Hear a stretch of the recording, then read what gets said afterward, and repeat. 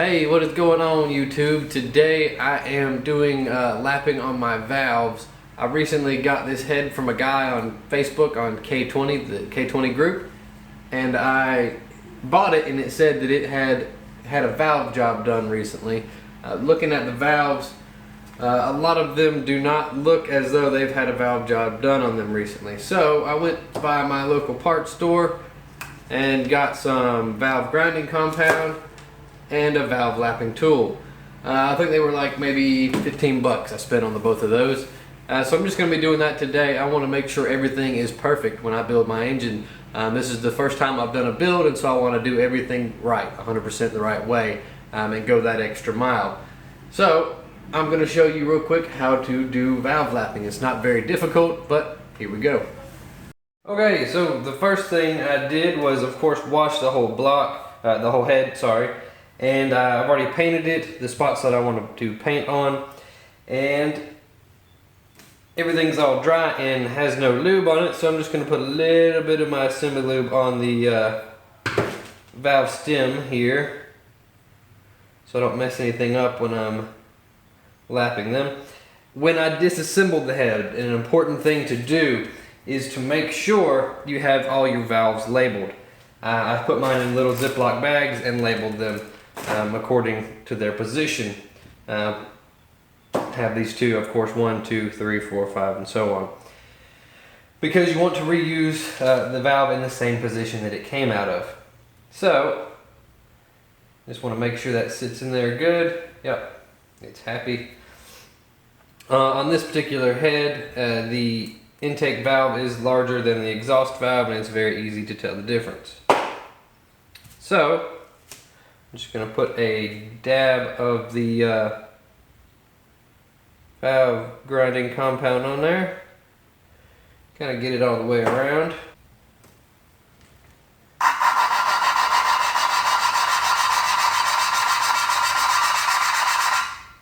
And you just want to go, of course, back and forth like this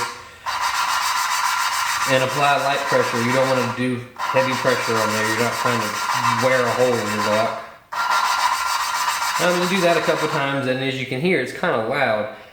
This specific one that I bought actually breaks down as you do it. So it gets the grit becomes finer and finer the longer you do it. So what I've read and what I've seen is you want to keep going until it doesn't make noise make a whole lot of noise anymore.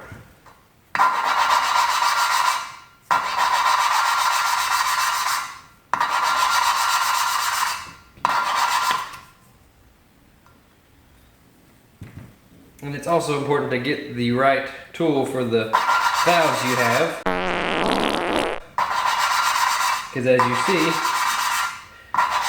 I had the wrong size, this would be a lot more of a pain in the butt. Okay, so it's a lot quieter now. What I'm going to do is wipe this off, wipe that out, and run it one more time on that one. And then I'm going to move over to the exhaust side. Alright, so the intake side is done. Here is a good look at that. You see the gray area on there? That's where it's been grinded at. You can compare it to the one next to it.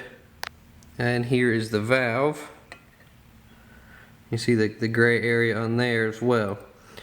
So that just makes a better contact surface, a good area so that it can seal better. Because of course you don't want your valves to be leaking. So I'm going to go ahead and do the rest of them, and then I'll be back in a second. I ran into an issue. The tool that I got, this one, as I mentioned earlier, it's a good idea to get the one that is the right size. This one is too small. It's just right for my intake side, but not quite small enough for my exhaust side. So what I've done is looked up at what they call the old school method, which is taking a vacuum hose, sticking it on the end of the valve stem, sticking a drill bit in the end, and using a drill. Of course, you still pretty much work it the same way. It's just the drill will do all the work in and out. So I'm going to do all of them like that, and I'll be right back. I'm going to be doing just a mild port job, more like, I guess, just polishing, not really porting anything.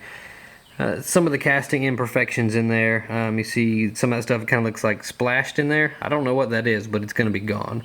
Nice and smoothed out. I'm not going to get it too crazy smooth.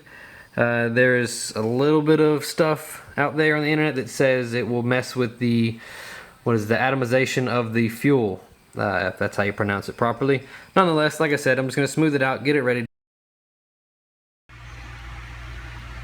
Alright, so I'm done. I've done as much as I'm going to do with the polishing and everything. This is the exhaust side. I didn't clean it up all the way. I just kind of got out some of the casting imperfections in there and cleaned it up just a little bit. Actually, the side from the chamber. See, I just kind of cleaned up some of the bad casting marks in there. Didn't do a whole lot. On the intake side, I did clean it up a bit more.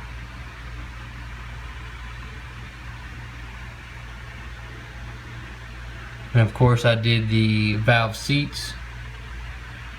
Now I look a little bit rusty because I just washed this thing. And now it is ready for assembly.